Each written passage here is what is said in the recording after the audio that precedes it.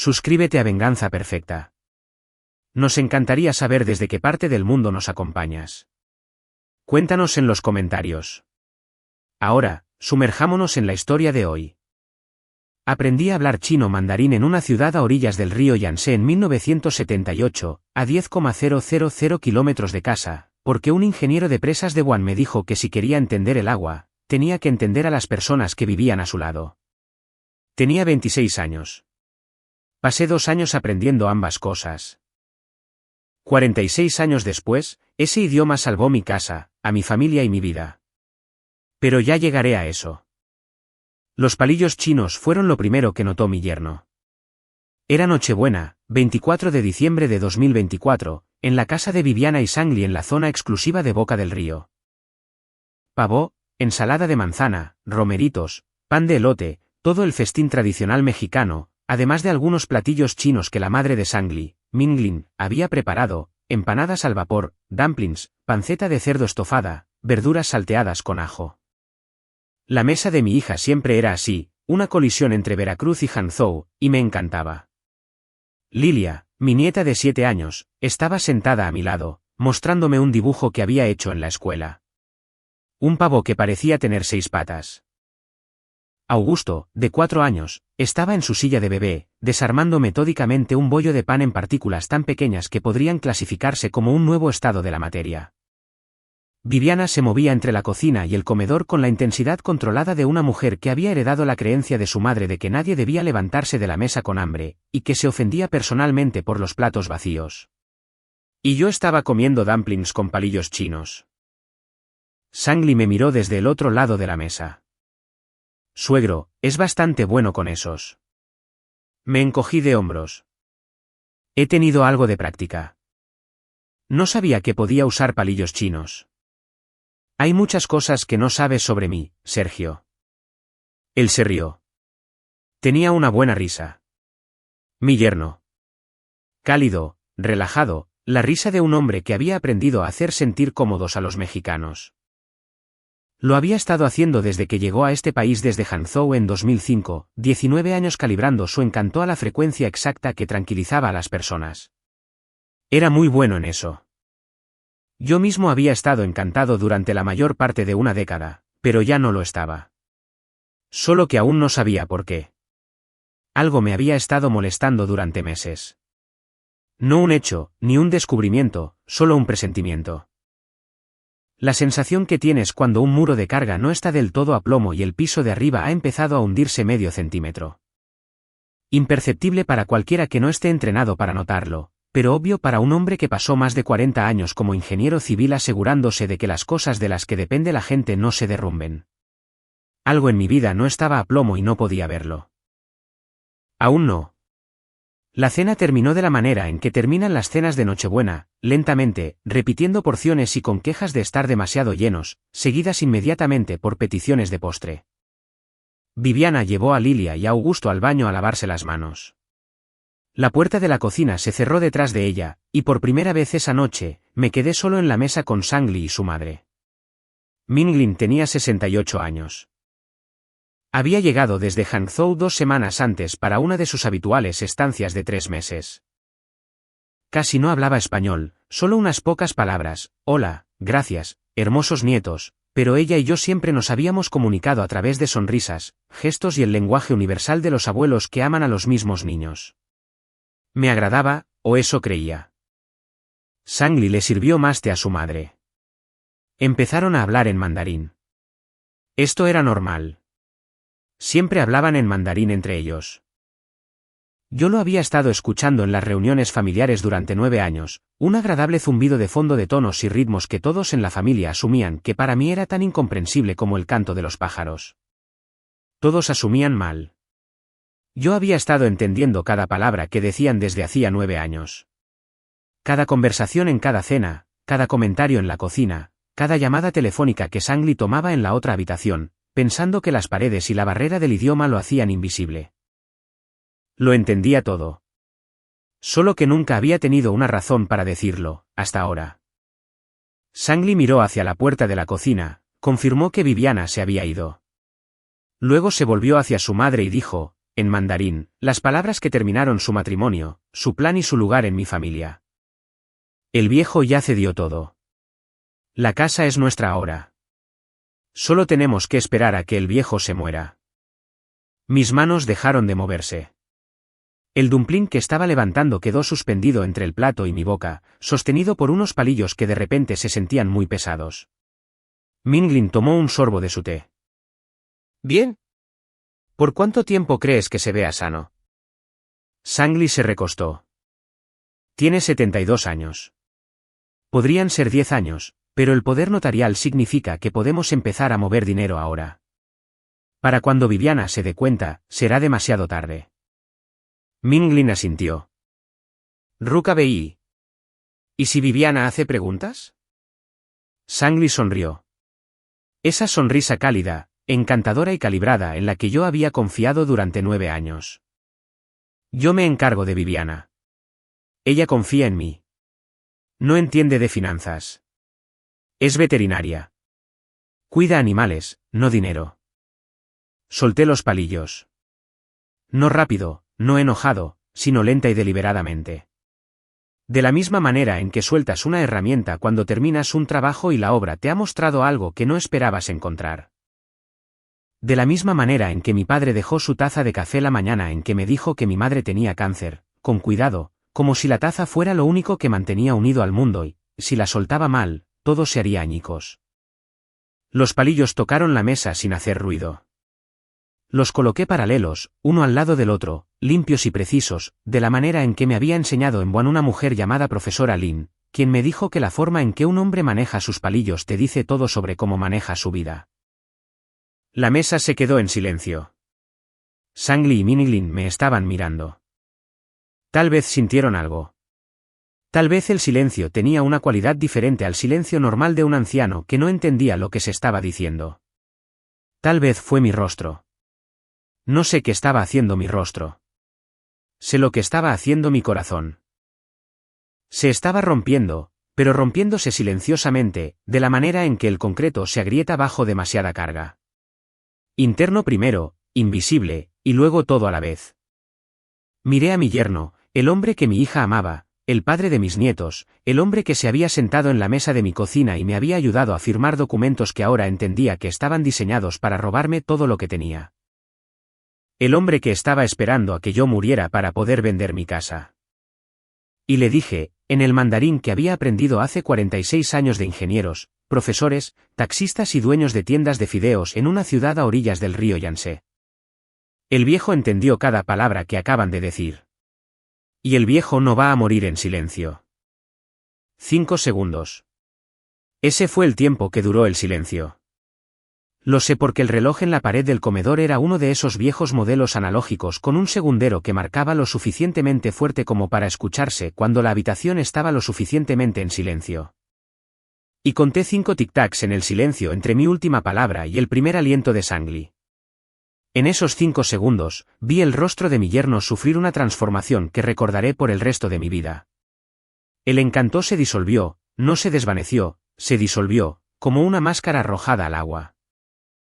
Los ojos cálidos se volvieron fríos. La sonrisa relajada se derrumbó. La amabilidad calculada que había usado como uniforme durante 9 años se cayó, y debajo había algo crudo, expuesto y en pánico. El rostro de un hombre que acaba de darse cuenta de que los cimientos sobre los que construyó su plan estaban podridos todo el tiempo. La taza de té de Minglin traqueteó contra el platillo. Me estaba mirando con la boca abierta. Su mano temblaba, y a diferencia del temblor de mi abuelo en la última historia que escucharon, las manos de esta mujer temblaban porque acababa de escuchar a un anciano de Veracruz hablar su idioma con el acento de un ingeniero de la provincia de Hubei. Y toda su comprensión de los últimos 9 años acababa de colapsar como un puente con una zapata agrietada. Nion, tartamudeó. ¿Tú hablas chino? Respondí. Desde hace 46 años. Sangli recuperó la voz. Suegro, yo. Solo estábamos. No era lo que parecía. Estábamos discutiendo. Sergio, usé su nombre mexicano. El nombre que había elegido para hacerse familiar. El nombre que en sí mismo era una especie de camuflaje. Soy ingeniero civil. Pasé más de 40 años construyendo estructuras que tenían que resistir bajo presión. Sé exactamente cómo suena una mentira de carga cuando se agrieta. Y la tuya acaba de agrietarse. La puerta de la cocina se abrió. Viviana entró con Lilia y Augusto, un niño en cada mano, con el rostro iluminado, lista para el postre. Me vio a Sangli, vio a Minglin. Vio el silencio, que era lo más ruidoso de la habitación. ¿Qué pasó?, dijo ella. ¿Por qué todos tienen cara de que alguien se murió? Nadie se murió, dije. Pero algo sí lo hizo. Pero antes de contarles lo que sucedió en ese comedor después de que Viviana entró, necesito decirles quién soy. No quien creía Sangli que era yo. El viejo, el blanco fácil, el suegro confiado que firmaba cualquier cosa que le pusieran enfrente. Necesito decirles quién soy en realidad y cómo terminé hablando mandarín en una cena de Nochebuena en Boca del Río, Veracruz. Mi nombre es Ernesto Hernández. Nací en 1952 en Laguna Verde, Veracruz, la ciudad que el gobierno construyó en secreto para producir energía nuclear. Mi padre era instalador de tuberías en el Complejo de Seguridad Nacional. Mi madre era secretaria en el Instituto Nacional de Investigaciones Nucleares. Crecí en un pueblo donde todos trabajaban en cosas de las que no podían hablar. Y la habilidad más importante que una persona podía tener era la capacidad de guardar un secreto. Estudié ingeniería civil en la Universidad Veracruzana. Me gradué en 1974. Fui contratado en la Comisión Federal de Electricidad, CFE, la dependencia federal que administra el sistema de ríos, las presas, los embalses, el control de inundaciones y la generación de energía. La CFE era y es uno de los proyectos de infraestructura más grandes en la historia de México. Pasé más de 40 años ayudando a mantenerla en pie. En 1978, la CFE me seleccionó para algo inusual. Se habían normalizado las relaciones con China, y el Ministerio de Recursos Hídricos de China había invitado a ingenieros a participar en un programa de intercambio de 2 años centrado en presas hidroeléctricas. China estaba construyendo una infraestructura masiva de presas a lo largo del Yangtze y sus afluentes, y querían experiencia occidental. La CFE envió a 3 ingenieros. Yo fui uno de ellos. Llegué a Wuhan en septiembre de 1978. Tenía 26 años. Nunca había estado fuera de México. Nunca había comido comida que no pudiera identificar. Nunca había escuchado un idioma que no pudiera al menos entender parcialmente. El chino mandarín era un muro que tenía que escalar con las uñas. Y lo escalé porque no tenía otra opción. Mis colegas chinos no hablaban español. La documentación del proyecto estaba en chino. Y mi supervivencia como ingeniero y como ser humano dependía de aprender a comunicarme. Estudié con una tutora, una profesora de la Universidad de Wuhan llamada Lin Suyin. La profesora Lin tenía 42 años, había sobrevivido a la revolución cultural escondiendo su educación detrás del uniforme de un trabajador de fábrica, y tenía la paciencia de una mujer que había aprendido que enseñar era el acto de esperanza más radical que una persona podía realizar. Me enseñó mandarín 4 horas al día, 6 días a la semana durante 2 años. Al final de esos 2 años, soñaba en mandarín. Discutía en mandarín. Contaba chistes en mandarín que hacían reír a los ingenieros chinos, lo cual, según la profesora Lin, era la verdadera medida de la fluidez. No la gramática, ni el vocabulario, sino el humor. Volví a casa en 1980 con un idioma dentro de mí que no tenía a dónde ir. Veracruz en 1980 no era una ciudad con una gran población de habla china. No había con quién hablar. Así que leía periódicos chinos cuando podía encontrarlos. Novelas chinas, películas chinas más tarde cuando el VHS, luego los DVD y después el Internet las hicieron accesibles. Me mantuve en correspondencia con colegas en Wuhan durante años, cartas escritas a mano que cruzaban el Pacífico y tardaban semanas en llegar. El idioma vivía en mí como una habitación en mi casa que mantenía amueblada pero que rara vez visitaba. Siempre estaba ahí, siempre listo. Solo que nunca lo necesité. Hasta la Nochebuena de 2024, sentado en una mesa con un hombre que pensaba que yo era sordo a su traición porque no podía imaginar que un ingeniero jubilado de 72 años de Veracruz pudiera hablar su idioma mejor que él hablaba el mío. Conocí a Natalia Huerta en 1981, un año después de regresar de China. Era enfermera en el Hospital General. Tenía el cabello oscuro, una risa que podía llenar una habitación y una forma de mirarte que te hacía sentir como si fueras la única cosa importante que sucedía en el mundo. Nos casamos en 1982. Viviana nació al año siguiente, en 1983. Compramos la casa en Camino al Río en 1986, una casa de 4 habitaciones en un terreno de 5,000 metros cuadrados con vista al río. Pagamos $250,000 pesos por ella. Natalia dijo que era demasiada casa para 3 personas. Le dije que creceríamos en ella. Crecimos en ella. 38 años de vida en esa casa. La infancia de Viviana. Fiestas de cumpleaños en el patio trasero. Nochebuenas alrededor de la mesa del comedor. La vista del río desde el porche cambiando con las estaciones.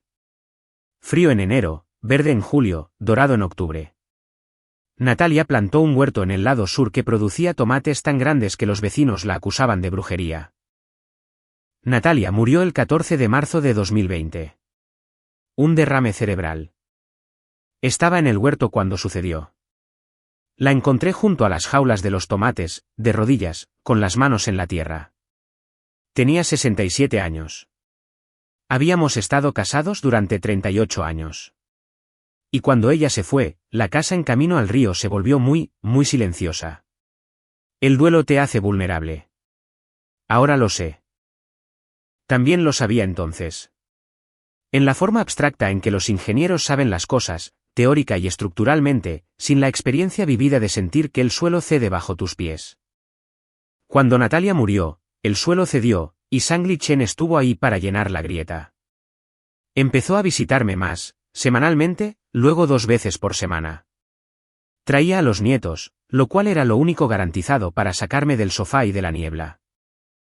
Arreglaba cosas en la casa, la llave que goteaba en el baño de visitas, el barandal suelto de los escalones del porche, la canaleta que se había separado del techo. Era hábil, atento, presente, todo lo que necesitaba y nada en lo que debiera haber confiado. En la primavera de 2021, casi un año después de la muerte de Natalia, Sang-Li se sentó conmigo en la mesa de la cocina y abrió una carpeta. Suegro, he estado pensando en la planificación del patrimonio. Con mi suegra muerta, podría ser inteligente agregar a Viviana a las escrituras de la casa, por si le pasa algo a usted. Hará que la transferencia sea perfecta. Sin juicios sucesorios, sin demoras. Sonaba razonable. Sonaba como algo que sugeriría un buen yerno. No noté que los documentos que había preparado no solo agregaban a Viviana. Agregaban a Viviana y a Sang-Li como copropietarios con derecho de supervivencia. Lo que significa que cuando Ernesto muriera, la casa pasaría a Viviana y a Sang-Li automáticamente, eludiendo el juicio sucesorio y cualquier disposición testamentaria. Firmé. 6 meses después, a finales de 2021, otra conversación, otra carpeta. Suegro, creo que deberíamos establecer un poder notarial, solo por precaución. Si alguna vez tiene una emergencia médica y no puede tomar decisiones, alguien necesita estar autorizado para manejar sus finanzas. Viviana está en la clínica 12 horas al día. Yo estoy más disponible. Tiene sentido que sea yo. Tenía sentido. Todo tenía sentido. De la misma forma en que una trampa bien diseñada tiene sentido. Cada pieza lógica, cada paso razonable, cada argumento sólido. Firmé. En 2022, Sang-Li usó el poder notarial para acceder a mis cuentas de jubilación. Transfirió aproximadamente $5,780,000 pesos a una cuenta conjunta que él controlaba. Me dijo que era para diversificación de inversiones y me mostró documentos que no pude entender del todo. Hojas de cálculo y estados de cuenta que se volvían borrosos de la misma manera que lo hacen los documentos financieros cuando tienes 70 años. Tus lentes de lectura no son lo suficientemente fuertes y confías en la persona que te los explica. Para 2024, mi yerno tenía derechos legales sobre mi casa, control sobre mis finanzas y un plan para vender la propiedad en la que mi esposa y yo habíamos vivido durante 38 años al mejor postor en el momento en que mi corazón dejara de latir. Y yo no tenía ni idea, no hasta la Nochebuena, no hasta los palillos chinos. Ahora, permítanme llevarlos de vuelta a ese comedor. El momento después de que Viviana entró, el momento después de que dije que algo había muerto. Sangli se levantó de la mesa, su silla raspó contra la madera. Viviana, tu padre está confundido. Él está.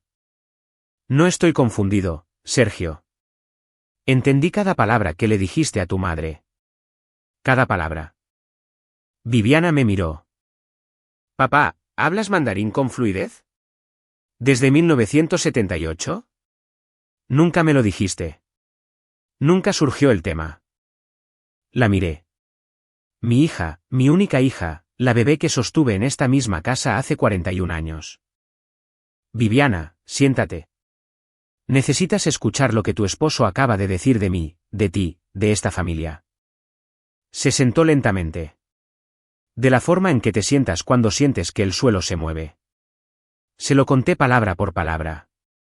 El viejo ya cedió todo. La casa es nuestra ahora. Solo tenemos que esperar a que se muera. Yo me encargo de Viviana. Ella confía en mí. No entiende de finanzas. Es veterinaria. Cuida animales, no dinero. Cada oración aterrizaba en el rostro de mi hija como una piedra arrojada en aguas tranquilas. Vi cómo se extendían las ondas. Confusión primero, luego reconocimiento. Y luego la lenta y terrible comprensión de que el hombre con el que se había casado, el hombre que había elegido para construir una vida, el padre de sus hijos, había estado desmantelando la vida de su padre desde adentro durante 3 años. Se volvió hacia Sangli. ¿Es verdad esto? Viviana, está tergiversando lo que dije. Fue una broma. Estaba bromeando con mi madre. Napanta, le dije en mandarín. Le estás mintiendo. Luego en español. Y nos has estado mintiendo a los dos durante años. Minglin se levantó de la mesa. Empezó a hablar rápidamente en mandarín, diciéndole a Sangli que debían irse. Que debían irse ya. Que debían llamar a un abogado. Dejé que hablara. Entendí cada palabra, y cada palabra era una prueba. Viviana se puso de pie. Estaba temblando, no de miedo, sino de rabia. La rabia silenciosa y reprimida de una mujer que acaba de descubrir que su confianza fue un arma utilizada contra su propio padre. Lárgate, le dijo a Sangli. Lárgate de esta casa. Viviana, por favor. Me usaste. Usaste a mi padre. Usaste la muerte de mi madre para acercarte a él. Le has estado robando durante 3 años y no lo vi porque confié en ti. Su voz se quebró. Confié en ti con mi padre. Sangli me miró a mí, miró a Viviana, miró a su madre. El cálculo aún estaba sucediendo detrás de sus ojos. Podía verlo. La rápida evaluación de opciones, la búsqueda de un ángulo, el instinto de encontrar una ventaja. Pero ya no quedaban ventajas. La barrera del idioma que había sido su mayor activo durante 9 años acababa de ser demolida por un anciano de 72 años con unos palillos chinos y un recuerdo que se remontaba a un aula en Wuhan. ¿Se fue? Se llevó a Minglin con él. Viviana no los vio irse. Estaba de rodillas frente a mi silla, con el rostro presionado contra mis manos, llorando como había llorado cuando era niña. Y algo la había lastimado que no entendía. Lo siento, papá. Lo siento mucho. No lo sabía. Sé que no, corazón. Nos estuvo usando a todos todo el tiempo. Sí. Yo lo traje a nuestra familia. Te lo presenté. También me diste a mis nietos. No lo olvides. Me miró.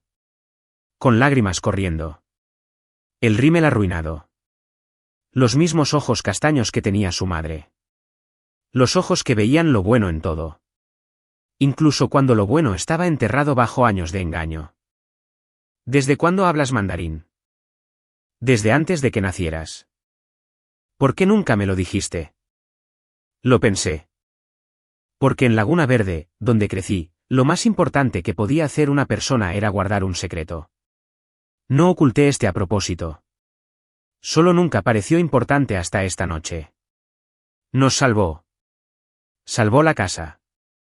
Te salvaste a ti mismo. El momento en que le dijiste que se largara, ese fuiste tú. Me apretó las manos. Necesitamos un abogado. Tengo uno. Vicente Montes. Lo llamaré mañana a primera hora. ¿Mañana? Papá, llámalo ahora. Sonreí. Sonaba como su madre. Natalia tampoco esperaba nunca mañana. Llamé a Vicente a las 8:30 de esa misma noche, la noche de Nochebuena. Contestó al cuarto timbre, un poco sin aliento, probablemente en medio de su propio recalentado de pavo. Ernesto, feliz Nochebuena. ¿Todo bien? No, Vicente, necesito que escuches con atención. He cometido algunos errores y necesito tu ayuda para arreglarlos. Le conté todo. El cambio de escrituras, el poder notarial, las cuentas de jubilación, la conversación en la cena. Para cuando terminé, Vicente ya no estaba comiendo pavo. Ernesto, lo que estás describiendo es explotación financiera de adultos mayores según el Código Penal del Estado de Veracruz. La manipulación de una persona mayor en duelo para que firme documentos legales para el beneficio financiero de un familiar. Esto es un delito. Sé lo que es. Necesito saber qué vamos a hacer al respecto. A primera hora del lunes por la mañana, presentaremos una solicitud para revocar el poder notarial. Eso detiene la hemorragia. Luego solicitamos que se revierta el cambio de las escrituras por motivos de influencia indebida. Y presentamos una denuncia en la Fiscalía General del Estado. ¿Qué pasa con el dinero? ¿Los $5,780,000 pesos? Buscaremos la recuperación a través de una demanda civil. Si lo movió a otras cuentas, podemos rastrearlo. Y es casi seguro que lo hizo, porque personas como esta no son tan inteligentes como creen. Podemos recuperarlo. En cuanto a Sangli, eso depende del Ministerio Público. Pero la explotación de adultos mayores en Veracruz conlleva hasta 12 años de cárcel. Si presentan cargos, y basado en lo que me estás diciendo absolutamente deberían, tu yerno enfrenta tiempo real en prisión. ¿Vicente? Sí. Gracias por contestar en Nochebuena. Ernesto, has sido mi cliente por 20 años. Contestaría la mañana de Navidad si me necesitaras. Ahora, ve a comer un poco de postre e intenta dormir. Empezaremos a arreglar esto el lunes. No dormí, pero sí comí postre. El proceso legal avanzó más rápido de lo que esperaba. Vicente solicitó la revocación del poder notarial el lunes, 26 de diciembre. Un juez concedió la revocación el mismo día, una moción de emergencia dada la explotación financiera documentada. Para el miércoles, Vicente había presentado una petición para revertir el cambio de las escrituras. La petición argumentaba que la adición de Sanglich a las escrituras se obtuvo a través de influencia indebida sobre una persona mayor en duelo, un caso de libro de texto bajo las leyes de abuso de ancianos. Sangli contrató a un abogado, uno bueno, de la Ciudad de México. El abogado se comunicó con Vicente con una propuesta. Sangli eliminaría voluntariamente su nombre de las escrituras y devolvería los fondos de jubilación a cambio de que Ernesto retirara cualquier denuncia penal. Vicente me llamó. Es tu decisión, Ernesto. Podemos aceptar el trato y recuperar tus bienes rápidamente, o podemos presionar con cargos penales y hacer esto más largo y sucio. ¿Qué me recomiendas? Recomendaría recuperar tu casa primero. Los cargos penales siempre pueden presentarse después. El plazo de prescripción para el abuso de ancianos es de 4 años. Tenemos tiempo. Acepta el trato. Recupera mi casa. Recupera mi dinero. Luego veremos. El trato se ejecutó en enero de 2025. El nombre de Sangli fue eliminado de las escrituras. Los fondos de jubilación, los $5,780,000 pesos completos, fueron devueltos a mis cuentas. El poder notarial fue revocado formalmente y triturado en la oficina de Vicente conmigo observando. Viviana solicitó el divorcio en febrero. Fue, a todas luces, el divorcio más silencioso y devastador en Boca del Río ese año. Sin gritos, sin dramas en la corte, solo una mujer sentada frente al hombre con el que se había casado, haciéndole una sola pregunta. ¿Algo de eso fue real? Sangli no respondió, lo cual fue, por supuesto, una respuesta. A Viviana se le otorgó la custodia total de Lilia y Augusto. Sangli recibió visitas supervisadas. La casa en la zona exclusiva se vendió. Viviana y los niños se mudaron conmigo, a la casa en camino al río, la casa que Sangli había estado esperando heredar, la casa que había querido vender a desarrolladores inmobiliarios por $30,600,000 pesos. Esa casa es ahora donde están creciendo mis nietos. Minglin regresó a Hangzhou en diciembre, 2 meses antes de lo previsto. No se despidió de mí. No se despidió de Lilia ni de Augusto. Se fue tal como llegó, como una invitada en mi familia que nunca había sido lo que fingía ser. Han pasado 6 meses. Ahora es mayo de 2025. Primavera en Veracruz. Las bugambilias están floreciendo a lo largo del camino al río, blancas y rosas contra la ladera verde. El río está alto por las lluvias de primavera, moviéndose rápido, llevándose todo río abajo como hacen los ríos, los escombros, los escurrimientos, las cosas que no pertenecen. Estoy sentado en mi porche, el mismo porche donde Natalia y yo vimos 40 años de atardeceres. Lilia está a mi lado dibujando. Ha pasado de los pavos de 6 patas a los caballos, que insiste tienen exactamente el número correcto de patas, incluso cuando claramente no es así. Augusto está en el patio persiguiendo una mariposa con la determinación inquebrantable de un niño de 4 años que aún no ha aprendido que algunas cosas no están destinadas a ser atrapadas. Viviana está adentro hablando por teléfono con un cliente. Mudó su clínica veterinaria más cerca de casa, una clínica más pequeña, menos dinero, más tiempo. Está sanando lentamente. De la misma manera que sanas de una herida infligida por alguien a quien amabas. No todo a la vez, sino en capas. Cada día, un poco más de tejido cicatrizal sobre el lugar donde solía estar la confianza. La semana pasada me preguntó cómo guardé el secreto del mandarín durante tanto tiempo. No era un secreto, Viviana. Era solo un idioma, como saber leer un plano o hacer un nudo de pesca. Era una parte de mí que no tenía una razón para salir, hasta que la tuvo. ¿Crees que mamá lo sabía? Tu madre sabía todo sobre mí, todo lo que importaba. Si sabía sobre el mandarín, honestamente no lo recuerdo, pero si lo sabía, nunca lo mencionó. Esa era la forma de ser de tu madre. Sostenía las cosas con delicadeza. Viviana se quedó callada por un momento. La extraño todos los días. Corazón, cada día. Carlos Gómez manejó desde Laguna Verde el domingo pasado. 74 años, todavía perspicaz, todavía cascarrabias, todavía la única otra persona viva que recuerda el programa de intercambio en Buan. Nos sentamos en el porche con agua de Jamaica y vimos el río. Escuché que usaste el mandarín, me dijo. Las noticias vuelan. Siempre lo han hecho. Tomó un sorbo de Jamaica. Sabes, siempre me pregunté cuándo sería útil. 46 años es mucho tiempo para cargar con una habilidad sin usarla. No estaba sin usar. Solo estaba esperando. ¿Esperando qué? El momento en que importara. Carlos asintió lentamente. La profesora Lynn habría estado orgullosa. La profesora Lynn habría corregido mis tonos. Se rió. Me reí. El río se movía debajo de nosotros. Los niños jugaban en el patio.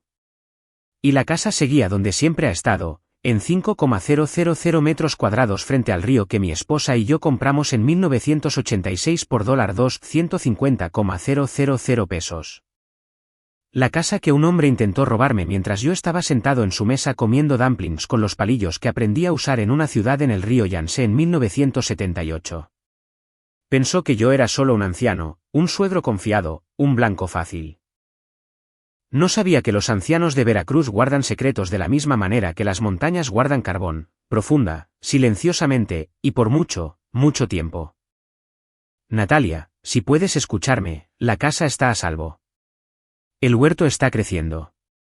Tu nieta dibuja caballos con demasiadas patas, y tu nieto persigue mariposas que nunca atrapará. Y nuestra hija está encontrando su camino de regreso de algo que la lastimó profundamente. Estoy sentado en nuestro porche. El río está alto. Las bugambilias están floreciendo. Y todavía estoy aquí. Todavía estoy aquí. Ahora, quiero preguntarles algo. ¿Qué harían si escucharan a alguien en quien confían conspirar contra ustedes en un idioma que no saben que hablan? ¿Se rebelarían de inmediato o esperarían? ¿Explotarían? ¿O dejarían sus palillos lentamente y elegirían sus palabras con la precisión de un ingeniero que sabe que la respuesta correcta en el momento correcto puede derribar una estructura que tomó años construir? Y aquí está la pregunta más profunda. ¿Alguna vez han confiado completamente en alguien, le han dado acceso a su hogar, sus finanzas, su familia, solo para descubrir que los estuvo usando todo el tiempo? ¿Cómo se enteraron? ¿Y qué hicieron? Dejen su respuesta en los comentarios. Leo cada una de ellas. Si esta historia les hizo sentir algo, denle clic a ese botón de me gusta. Compártanla con alguien que necesite escucharla. Especialmente cualquiera que tenga un padre o abuelo anciano que pueda ser vulnerable al tipo de persona que sonríe en la mesa mientras planea quitarles todo. Protejan a las personas que aman. Escuchen los idiomas que no creen que necesitarán. Y nunca, nunca subestimen a un anciano con palillos chinos. Comenten sus pensamientos abajo y suscríbanse al canal para que nunca se pierdan otra historia.